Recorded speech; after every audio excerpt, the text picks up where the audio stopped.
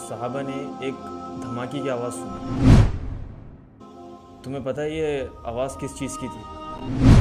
بہت سارے لوگ سوچتے ہیں کہ جہنم صرف ایک جگہ کا نام ہے، جبکہ ایسا نہیں ہے۔ تو آپ سوچ سکتے ہیں کہ 9 کلومیٹر کا صرف ایک داڑھ کا سائز ہوگا تو آپ اس کی باڈی کا اندازہ لگا سکتے ہیں۔ آپ ایک بار صحابہ کے ساتھ تھے تو صحابہ نے ایک دھماکے کی آواز سنی، تو اللہ کے نبی نے فرمایا تمہیں پتہ ہے یہ آواز کس چیز کی تھی؟ تو صحابہ نے کہا یا رسول اللہ نہیں، ہمیں نہیں پتہ، آپ بتائیں۔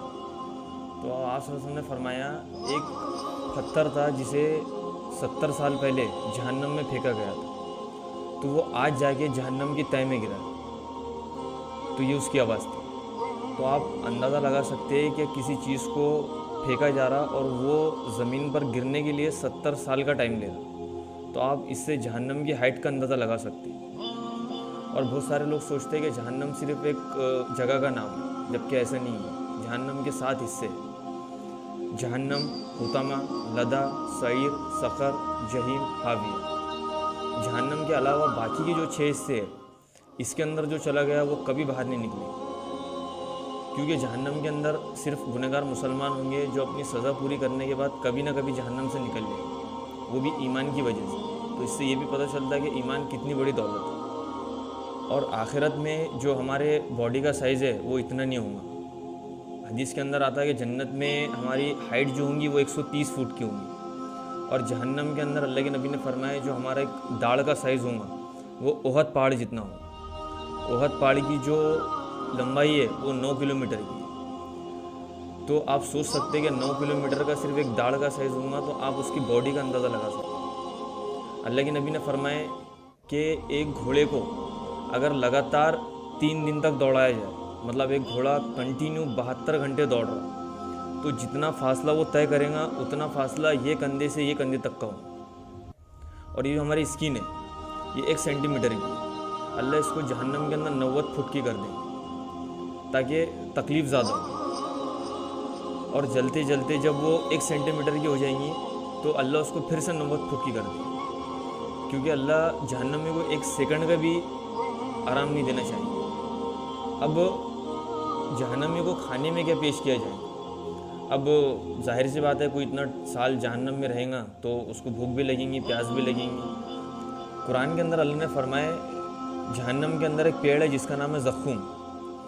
اللہ کے نبی نے فرمایا اگر وہ زقوم کا ایک قطرہ اگر اللہ دنیا میں پھینک دے تو اس کی بدبو سے پوری دنیا ہلاک ہو جائے، اور جو جہنمی کو پانی دیا جائے گا وہ اتنا گرم ہوگا کہ اس کی گرماہٹ کی وجہ سے جب جہنمی وہ پانی پیے گا تو اس کی جو ہماری باڈی کے سسٹم ہے، اسٹمک، کڈنی، یہ ساری چیزیں کٹ کے نیچے گری وہ پانی کے تھرو، تو اتنا گرم پانی اس کو دیا جائے گا۔ اب سوال پیدا ہوتا ہے کہ جب کھانا ایسا دیا جا رہا، پانی ایسا دیا جا رہا، تو پھر یہ لوگ کھا اور پی کیوں رہے؟ تو پیاس اور بھوک کی شدت اتنی ہوں گی کہ مجبوراً ان کو کھانی پڑے گی۔ اس کے علاوہ حدیث میں آتا میدان محشر کے اندر جب جنت کو لایا جائے گا اور جب جہنم کو لایا جائے گا، تو جہنم کو اللہ کے نبی نے فرمایا کہ جہنم کے 70,000 عذاب ہوں گے، جس میں ہر ایک عذاب کو 70,000 فرشتے کھینچ کے لا رہے ہیں۔ مطلب آپ اندازہ لگا سکتے کہ جہنم کے ایک عذاب کو 70,000 فرشتے کھینچ کے لا رہے، ایسے 70,000 عذابات ہوں گے۔ تو آپ جہنم مطلب آپ فرشتوں کی کوانٹٹی کا اندازہ لگا سکتے ہیں۔ اور فرشتے کی جو طاقت ہوتی ہے وہ آپ کی اور میرے جیسی نہیں ہوتی۔ قبر کے اندر 2 فرشتے جن کا نام ہے منکر نکیر، وہ ان فرشتوں کے ہاتھ میں ایک ہتھوڑا ہوتا ہے۔ اللہ کے نبی نے فرمایا کہ اگر آدم علیہ السلام سے لے کے قیامت تک کے آنے والے انسان، مطلب جو آ کے جا چکے اور جو آنے والے اور جو ابھی پریزنٹ ہے، یہ سارے انسان اور جنات مل کے اگر اس ہتھوڑے کو ہلانا چاہے، مطلب اللہ کے نبی نے اٹھانے کی بات نہیں کی ہے، صرف ہلانا چاہے تو ہلا نہیں سکتے، اور ایک فرشتہ اس کو ایک ہاتھ میں اٹھاتا ہے، تو آپ اس سے فرشتے کی طاقت کا اندازہ لگا سکتے ہو۔ اور وہ اتنے سارے فرشتے ہوں گے، اس کے باوجود وہ جہنم کو آسانی سے نہیں لا رہے ہوں گے، وہ ان کے ہاتھ سے نکل رہی ہوں گی۔ تو آپ جہنم کا اندازہ لگا سکتے ہیں کہ اللہ نے جہنم کو کیسا بنا۔ اب بہت سارے لوگ یہ سوچتے ہیں کہ زیادہ کوانٹٹی کس کی ہوں گی، جنت والوں کی یا جہنم والوں کی؟ تو اس کا جواب بھی اللہ کے نبی نے ہمیں بتا دیا۔ جب اللہ کے نبی نے معراج کا سفر کیے تو اللہ کے نبی نے بہت سارے نبیوں سے آپ نے ملاقات کی، تو سب سے پہلے نبی جس سے آپ نے ملاقات کی وہ تھے آدم علیہ السلام۔ تو جب آپ نے آدم علیہ السلام کو دیکھے تو آپ نے دیکھے کہ آدم علیہ السلام کچھ موومنٹ کر رہے تھے. وہ موومنٹ کیا تھی کہ آپ جب سیدھے ہاتھ کی طرف دیکھتے تو خوش ہو جاتے اور جب الٹے ہاتھ کی طرف دیکھتے تو رونے لگتے. تو اللہ کے نبی نے جبریل علیہ السلام سے پوچھے کہ یہ ایسا کیوں کر رہے ہیں. تو جبریل علیہ السلام نے فرمائے کہ یہ جب اپنے سیدھے ہاتھ کی طرف دیکھتے تو ان کو وہ لوگ دکھائے جاتے جو جنت میں جانے والے, تو یہ خوش ہو جاتے. اور جب یہ الٹے ہاتھ کی طرف دیکھتے تو انہیں وہ لوگ دکھائے جاتے جو جہنم میں جانے والے, تو یہ رونے لگتے. تو اللہ کے نبی نے سیم کوشچن کیے کہ جبریل کوانٹٹی کس کی زیادہ ہے, جنت والوں کی یا جہنم والوں کی. تو جبریل علیہ السلام نے فرمایا یا رسول اللہ 1000 میں سے 999 جہنمی ہے اور ایک جنتی. تو جو لوگ سوچ رہے کیا آج یہ بھی گناہ کر رہا, وہ بھی گناہ کر رہا, وہ بھی نماز نہیں پڑھ رہا, تو میں نے بھی نہیں پڑھ لیا تو کیا ہوا. تو اللہ نے قرآن کے اندر یہاں تک قسم اٹھائے کہ میں جہنم کو جنات اور انسان سے بھر دوں گا. اللہ نے جنت کے لیے قسم نہیں اٹھائی, جہنم کے لیے اٹھایا. اور جہنم کے لیے قسم اٹھانے کا ریزن ہی یہ ہے کہ جو لوگ سوچ رہے کہ 100 میں سے 5% لوگ نماز پڑھ رہے, 95% لوگ نماز نہیں پڑھ رہے, تو اللہ ان سب کو تو جہنم بھی نہیں ڈال دیں گے. تو یہ قسم اٹھانے کا مطلب ہی یہ ہے کہ اللہ ڈال دیں گے, اللہ کے لیے کوئی مشکل نہیں. تو جو لوگ ماحول سے متاثر ہو کے گناہ کر رہے انہیں یہ چیز کلیئر کرنے کی ضرورت ہے.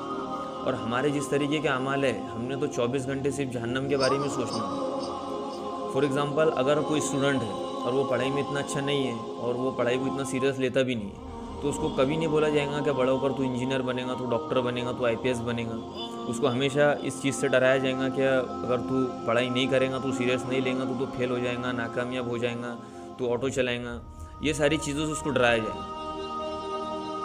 تو جس طریقے کے ہمارے اعمال ہے تو ہم نے تو 24 گھنٹے جہنم کے بارے میں سوچنا اور اسی کے تذکرے کرنا. جنت کو تو ہم لوگوں نے سوچنے بھی نہیں, کیونکہ جن لوگوں کو جنت کی آلریڈی بشارت مل گئی تھی اس کے باوجود وہ جہنم سے ڈر رہے تھے. حضرت عمر کا جب موت کا وقت آیا تو حضرت عمر نے اپنا سر زمین پہ رکھ دی اور ایسے رینگ رہے جیسے بکری کا بچہ رینگتا.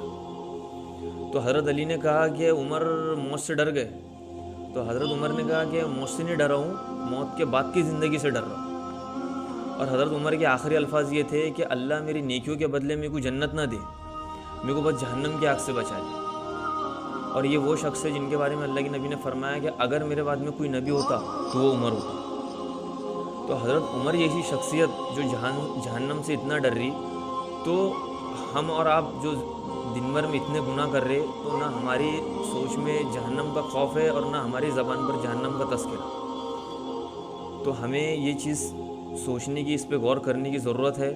تو اللہ میرے کو بھی اور آپ کو بھی ایسے کام, ایسے عمل کرنے کی توفیق دے جس سے ہم جہنم کی آگ سے بچ سکیں.